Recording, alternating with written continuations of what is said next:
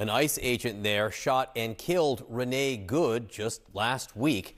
Let's get to CNN's Whitney Wild for the very latest on all this. In this additional deployment, Whitney, what are you learning?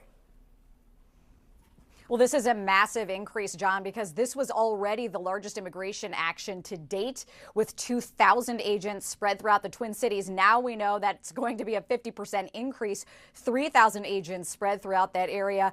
President Trump just triggered what federal insiders are calling the largest and most devastating domestic ICE deployment this country has ever seen. And the scenes unfolding on the ground in Minneapolis reveal nothing short of absolute pandemonium. For weeks, tensions have been building in Minneapolis over immigration enforcement operations. But after an ICE agent shot and killed someone during an operation, Trump doubled down in the most dramatic way possible, deploying 5,000 additional federal agents to join the 2,000 already on the ground. It's honestly hard to believe we're watching this unfold in an American city. This isn't just about immigration enforcement or border security. We're talking about a militarized federal presence that local residents describe as occupation, that legal experts warn could trigger constitutional crises, and that political analysts say could reshape the entire 2026 election landscape. And trust me, the panic in the streets of Minneapolis tells you everything you need to know about how unprecedented this moment truly is. The stakes have never been higher, the federal presence more overwhelming, and Minneapolis's future more uncertain. Let me fill you in on how we got to this absolutely stunning moment and why what's happening in Minneapolis matters far beyond Minnesota. Here's the scoop on the timeline. 3 weeks ago, Trump announced Operation Heartland Shield, deploying 2,000 ICE agents to Minneapolis to combat what he called systemic fraud and criminal networks. According to White House statements, the operation targeted document fraud rings, identity theft operations, and organized criminal enterprises connected to immigration violations. Then, everything changed. 5 days ago, during a pre-dawn raid in South Minneapolis, an ICE agent discharged their weapon, killing a 34-year-old man. Federal authorities claim the individual was armed and posed an imminent threat. Witnesses and family members insist he was unarmed and complying with orders. The body camera footage hasn't been released. Instead of pulling back, Trump escalated. Yesterday morning, he announced the deployment of 5,000 additional agents. Not a review, not an investigation, escalation. And Minneapolis woke up to what residents are describing as an occupying force.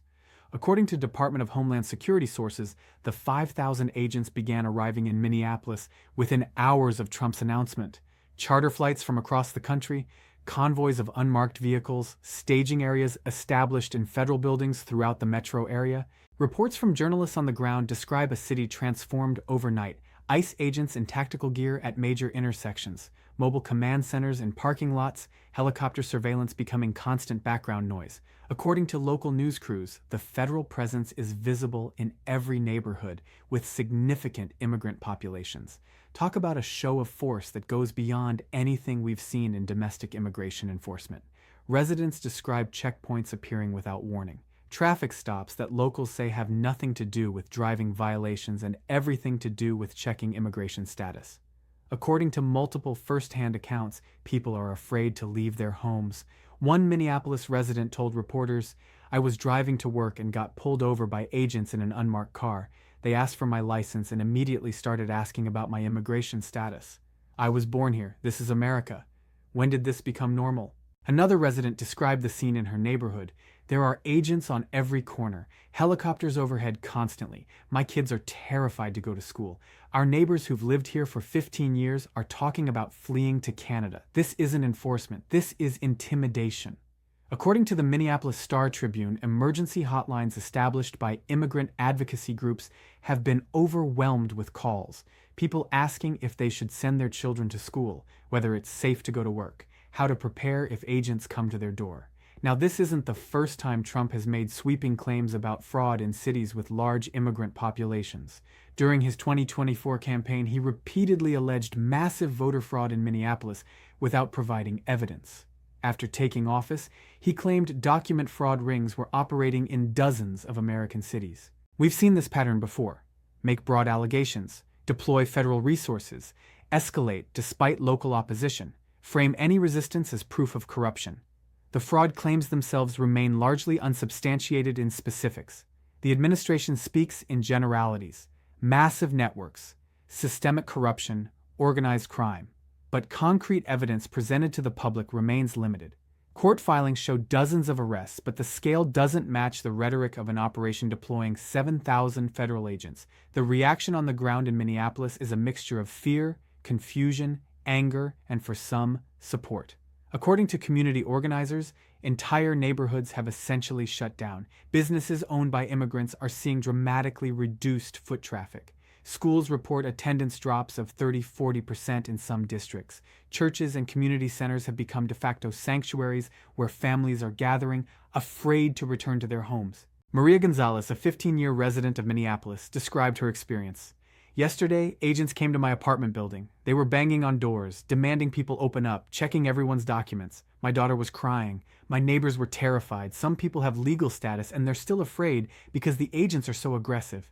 Not everyone opposes the operation. Some Minneapolis residents express support for Trump's actions. One resident told a local news crew, "If people are here illegally, they should be held accountable. If there's fraud happening, it needs to be stopped." But even among those who support stricter immigration enforcement, there's concern about the scale. According to polling conducted by local news outlets, 68% of Minneapolis residents believe the federal response is disproportionate, including 22% who support Trump's immigration policies generally but think this operation has gone too far. Protests have erupted across the city. Over 10,000 people gathered at the state capitol yesterday, demanding the federal agents withdraw. Some protests have turned tense, with reports of standoffs between demonstrators and federal agents, though no major violence has been reported. Legal observers describe a situation where constitutional norms are being tested in real time. Immigration attorneys report clients being detained without clear probable cause, held for hours without access to counsel, and processed for deportation before family members even know they've been detained. So here's where it gets really interesting. Trump now faces potential legal challenges from multiple directions, with constitutional questions that could reach the Supreme Court and political backlash that could reshape the 2026 midterm elections. The situation breaks down starkly. Legal challenges. Minnesota's Attorney General has announced the state will sue the federal government, arguing the deployment violates the 10th Amendment. The ACLU has filed emergency motions seeking injunctions against what they describe as unconstitutional stops and searches. Local authority conflict. Minneapolis mayor has ordered city police not to cooperate with ICE operations, calling the federal presence an occupation, not law enforcement. The Minnesota governor has condemned Trump's actions as authoritarian. This sets up direct confrontation between state and federal authority. Constitutional questions. According to legal experts, the scale of this operation raises serious questions about due process, probable cause, and the limits of federal authority. One constitutional law professor stated, "When you deploy 7,000 federal agents to a single city conducting suspicionless stops, you're not talking about targeted enforcement anymore. You're talking about something that looks more like martial law." According to former DHS officials, nothing like this deployment has occurred in domestic immigration enforcement before. A permanent presence of 7,000 agents represents something categorically different. Now here's the kicker. Trump's Minneapolis operation is causing political shockwaves beyond just immigration policy, with implications for federal-state relations, upcoming elections, and the future of immigration enforcement nationwide. Democratic lawmakers are unified in condemnation. House Democrats have announced investigations. Senate Democrats are calling for immediate hearings. Presidential candidates for 2028 are making Minneapolis a centerpiece of their campaigns against what they call Trump's authoritarian tendencies. Republican reactions are more divided. Some GOP lawmakers fully support the operation, but others, particularly those from swing districts, are notably quiet or expressing private concerns about political fallout. Republican strategists believe this could energize Democratic turnout in 2026 in ways that threaten GOP control of the House. Most significantly, this could fundamentally reshape immigration politics. If Trump succeeds in maintaining this enforcement presence despite opposition, it establishes precedent for future administrations to deploy federal agents at will. If he's forced to pull back, it demonstrates the limits of federal power and emboldens other cities to resist. Immigrant communities nationwide are watching Minneapolis with fear and defiance. Advocacy groups report that in cities across America, Immigrants are seeking legal advice, documenting their status, and preparing for the possibility that Minneapolis could happen where they live. Minneapolis has become the test case for how far Trump can push his immigration agenda. The outcome here will determine whether other cities face similar deployments.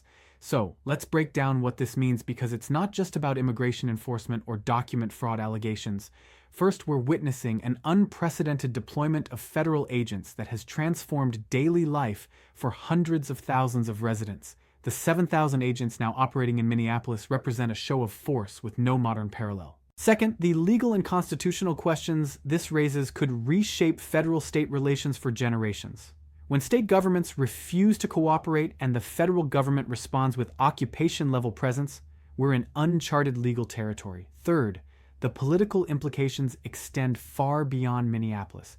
This is becoming a defining issue for the 2026 elections, a test of whether Trump's hardline approach energizes his base more than it mobilizes opposition. So, here's the deal. Trump just deployed 5,000 additional agents to Minneapolis despite a fatal shooting, despite local opposition, despite legal challenges, and despite the panic among residents. This represents either the most aggressive immigration enforcement operation in modern history or necessary action against fraud and illegal immigration. This isn't just about Minneapolis. It's about the balance of power in American federalism, about the limits of executive authority, and about what kind of immigration enforcement our country will accept. So, watch for legal challenges to reach federal courts within days. Watch for potential clashes between state and federal law enforcement.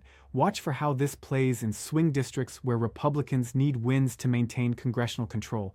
The stakes couldn't be higher, the federal presence more overwhelming, or Minneapolis' future more uncertain. We're watching a constitutional crisis unfold in real time, and what happens next could reshape American politics for a generation.